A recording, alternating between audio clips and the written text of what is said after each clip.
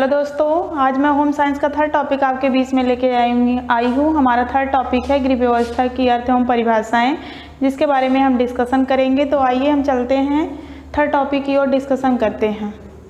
आज का हमारा थर्ड टॉपिक है गृह व्यवस्था का अर्थ एवं परिभाषा। गृह व्यवस्था का अर्थ एवं परिभाषा का तात्पर्य में सबसे पहले हम गृह व्यवस्था को जानेंगे। गृह व्यवस्था से तात्पर्य उस प्रक्रिया से है जिससे परिवार के निश्चित लक्ष्यों की प्राप्ति के लिए नियोजित व क्रियान्वित किया जाता है। कहने का तात्पर्य है कि गृह व्यवस्था वह व्यवस्था है जिसके द्वारा हम अपने परिवार के निश्चित लक्ष्यों को प्राप्ति के लिए नियोजित एवं क्रियान्वित करते हैं। या गृह व्यवस्था के तात्पर्य से सबसे पहले हम जानेंगे व्यवस्था क्या है। व्यवस्था जो है किसी भी कार्य को योजनाबद्ध करने की एक प्रक्रिया है।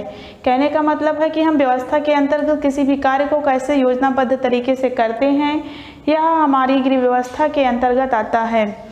आइए हम परिभाषाओं की ओर चलते हैं। परिभाषा क्रो एवं को के अनुसार गृह व्यवस्था के उद्देश्यों की पूर्ति में सहायक सीमित साधनों के विषय में उचित निर्णय लेने की प्रक्रिया मात्र है। क्रो ने बताया कि जो गृह व्यवस्था है वह उद्देश्यों की पूर्ति में सहायक होता है और सीमित संसाधनों के द्वारा एक उचित निर्णय लेने की प्रक्रिया है। उन्होंने बताया कि जो गृह व्यवस्था है वह उद्देश्यों की पूर्ति में सहायक होती है। किसी भी प्लानिंग के माध्यम से हम अपने लक्ष्यों तक पहुंचते हैं और जो सीमित संसाधन है उसके द्वारा ही हम उद्देश्य तक पहुंच पाते हैं और सीमित संसाधनों के द्वारा ही हम निर्णय ले सकते हैं।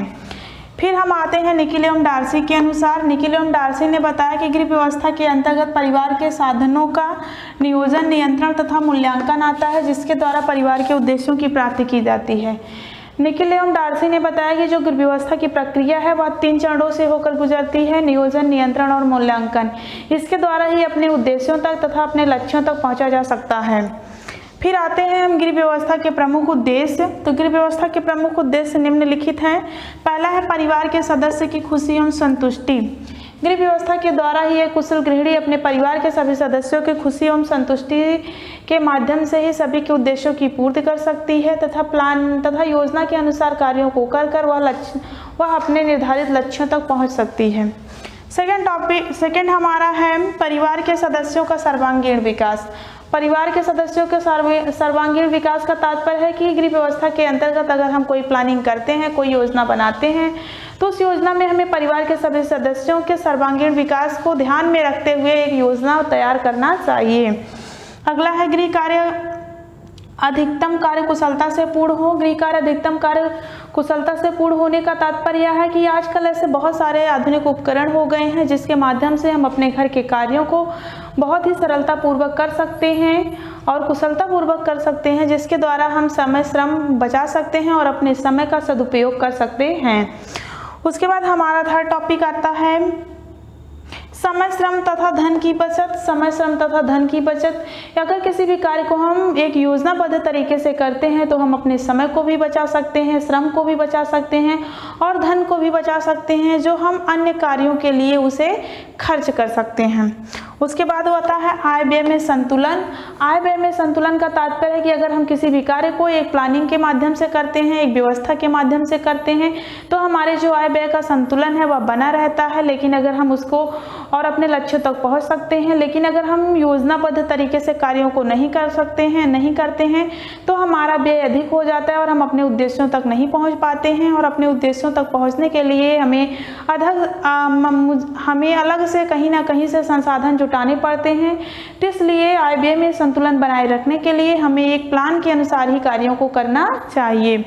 फिर हमारा नेक्स्ट टॉपिक आता है इसी के अंतर्गत गृह व्यवस्था के प्रमुख पद या सोपान। दोनों एक ही चीज है, चाहे पद हो या सोपान। तो गृह व्यवस्था के पद या जो सोपान है इनको 3 भागों में बांटा गया है। पहला है नियोजन, दूसरा है नियंत्रण और तीसरा है मूल्यांकन। नियोजन का तात्पर्य यहाँ है यह व्यवस्थापन की पहली प्रक्रिया है। नियोजन का तात्पर्य है कि किसी भी कार्य को हम कैसे एक प्लान के माध्यम से करते हैं। मतलब कोई भी कार्य हो, गृह व्यवस्था के अंतर्गत कोई भी कार्य हो, उसको हम एक प्लानिंग करके करते हैं। मतलब उसका एक प्लान, एक रूपरेखा तैयार कर लेते हैं जिसके द्वारा हम लक्ष्यों तक पहुंच सकें और अपने उद्देश्यों की प्राप्ति कर सके। नियंत्रण का तात्पर्य वहाँ पे कंट्रोलिंग से है। जैसे किसी भी कार्य की जो हम योजना बनाए हैं उसको क्रियान्वित एक नियंत्रण में रहकर करना चाहिए। जैसे अगर हम किसी भी चीज़ का बजट बनाए हैं तो वह बजट एक नियंत्रण में होना चाहिए जिससे हम अपने उद्देश्यों तक पहुंच सकें। क्योंकि अगर योजना के द्वारा जैसे योजना जिस प्रकार से हम बनाए हैं, प्लानिंग जिस प्रकार से बनाए हैं, उस तरीके से अगर हम क्रियान्वित नहीं करते हैं तो हम अपने उद्देश्यों तक नहीं पहुँच पाते हैं और बहुत सारी विफलताओं की संभावनाएं बढ़ जाती हैं। और हमारी योजना ऐसी होनी चाहिए कि अगर हम अपने लक्ष्य तक नहीं पहुंच पा रहे हैं तो समय अनुसार उसमें परिवर्तन किया जा सके जिससे हम अपने उद्देश्यों तक पहुंच पाएं। फिर अगला हमारा आता है मूल्यांकन। मूल्यांकन का तात्पर्य यहाँ पर है कि जो हम योजना बनाए हैं उसमें कहाँ तक अपने लक्ष्यों तक पहुँचे हैं।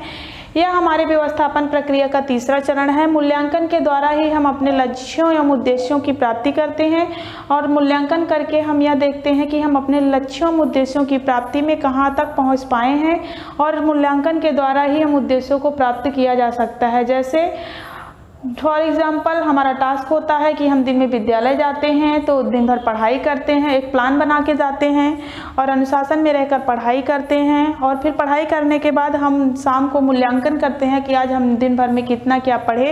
तो वह हमारा उद्देश्यों के पहुँचने का एक उद्देश्यों तक पहुँच पाते हैं, वह हमारा मूल्यांकन कहलाता है।